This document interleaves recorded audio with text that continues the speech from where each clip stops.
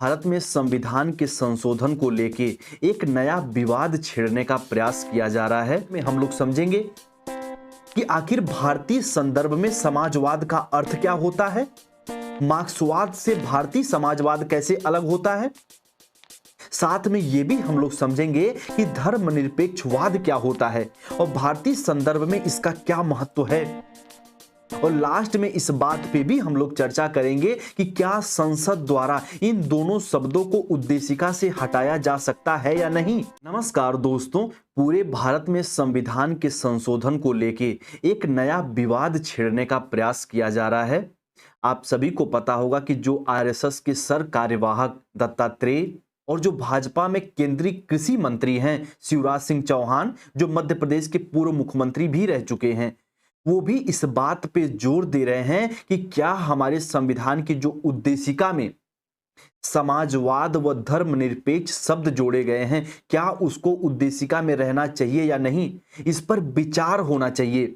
ये उनके वक्तव्य हैं। तो दोस्तों, इस वीडियो में बड़े शिद्दत से बड़े डिटेल में हम लोग समझेंगे कि आखिर भारतीय संदर्भ में समाजवाद का अर्थ क्या होता है, मार्क्सवाद से भारतीय समाजवाद कैसे अलग होता है।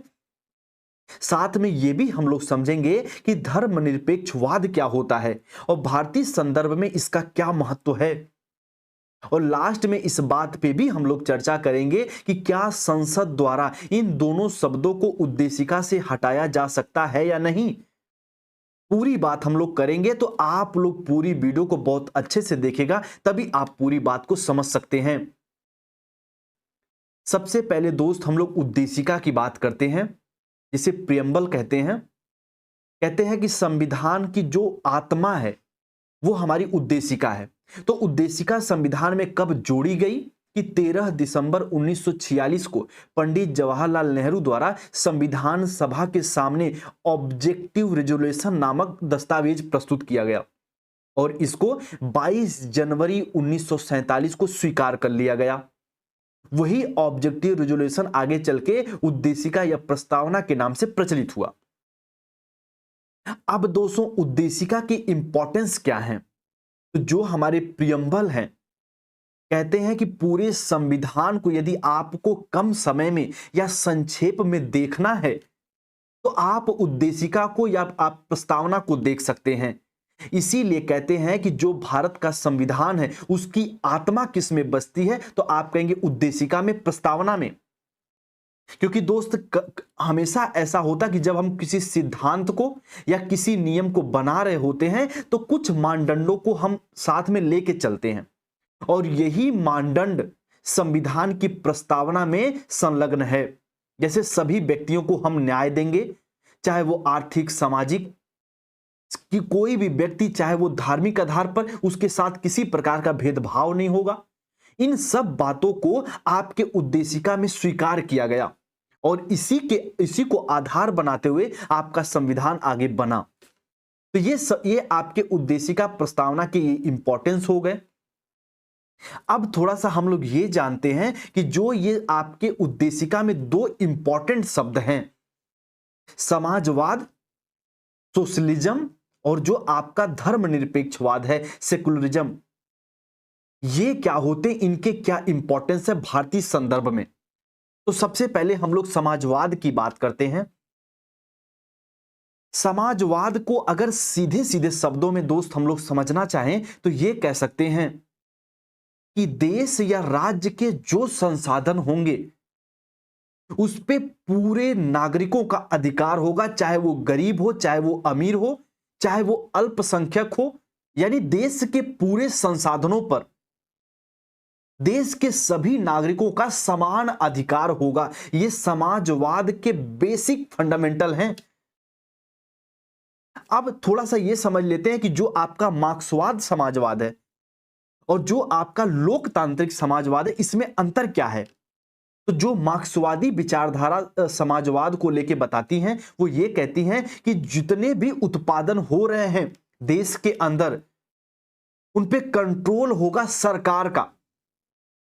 लेकिन लोकतांत्रिक जो समाजवाद है, जो जिसे भारत अपनाया हुआ है, इसमें जितने भी उत्पादन हो रहे हैं इसमें सरकार भी अपना नियंत्रण रखेगी और साथ में निजी क्षेत्रों की भागीदारी को भी सुनिश्चित किया जाएगा।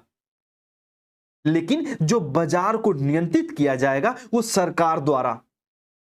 तो मार्क्सवादी समाजवाद और लोकतांत्रिक समाजवाद में बेसिक अंतर यही है कि मार्क्सवादी समाजवाद उत्पादन को पूरा राज्य नियंत्रित रखता है, जैसे यूएसएसआर में आप देखते होंगे। लेकिन लोकतांत्रिक समाजवाद में आप देखेंगे कि सरकारी महकमे को भी उतनी भागीदारी मिलती है जितनी आपके निजी महकमे को।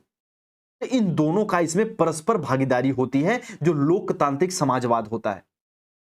अब जो भारतीय समाजवाद है इसमें और कुछ मूलभूत बिंदुओं को शामिल किया गया है, जैसे हम सभी व्यक्तियों के अच्छे स्वास्थ्य के लिए सुविधा उपलब्ध कराएंगे।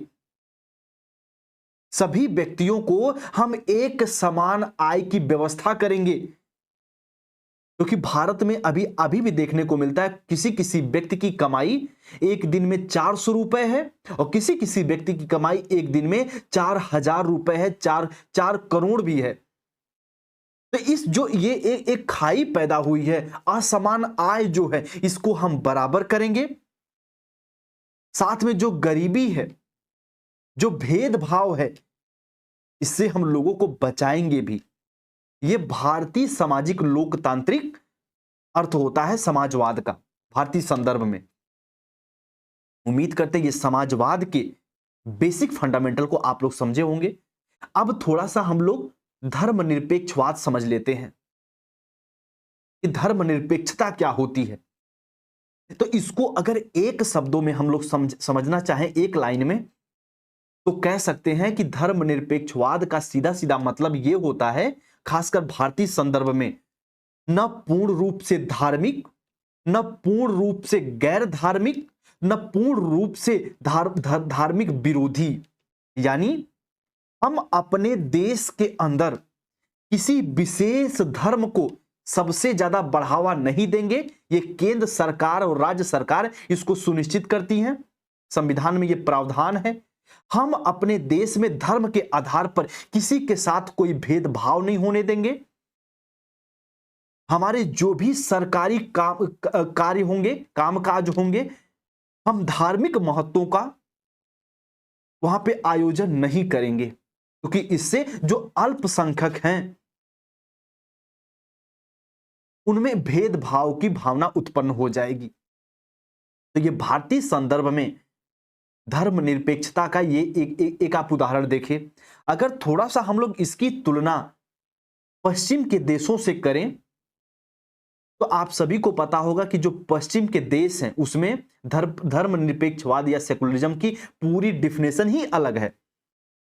वहां पे अधिकतर ये देखने को मिलता है कि जो राज्य हैं, राज्य यानी आप देश से समझिएगा, जो देश हैं उनका धर्म पे कोई भी अधिकार नहीं होता। यानी राज्य का या देश का कोई भी हस्तक्षेप धार्मिक नियमों कानूनों में नहीं होता। दोनों अलग अलग अपने कार्य करते हैं। लेकिन भारतीय संदर्भ में, जो कि अपने आप में अच्छी बात है, जो भारतीय संदर्भ की समझिएगा, भारतीय संदर्भ में ऐसा है कि सरकार, केंद्र सरकार या राज्य सरकार धार्मिक संगठनों या धार्मिक विचारों पर हस्तक्षेप कर सकती है उसके उत्थान के लिए। जैसे एग्जाम्पल के तौर पे सती प्रथा कानून, दहेज प्रथा, आप देखेंगे कि सरकार इस पे कानून बनाई। अभी आप हाल फिलहाल में देखेंगे तो जो ट्रिपल तलाक था, इस पे भी सरकार कानून बना चुकी है।